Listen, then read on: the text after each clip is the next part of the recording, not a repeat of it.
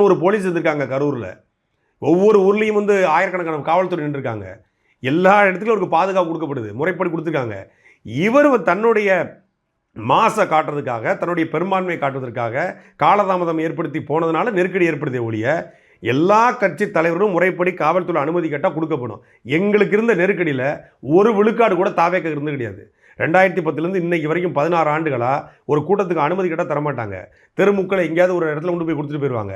சூரட்டி ஓட்டினா சூரட்டி கிழிச்சிருவாங்க, பதாக ஓட்டினா கிழிச்சிருவாங்க. 5 மணிக்கு தான் மேடையை போடணும், 9 மணிக்கு கூட்டத்தை முடிச்சிடணும் அப்படின்னு சொல்லி அவ்வளோ நெருக்கடி கொடுப்பாங்க. எங்களை மாதிரி நெருக்கடி அவர் சந்திச்சிருக்காரா? என்ஐஏ ரெய்டு வந்துச்சு. அந்த அவ்வளோ பெரிய நெருக்கடி, இந்தியாவினுடைய உச்சபட்ச புலனாய்வு முகமை என்ஐஏ.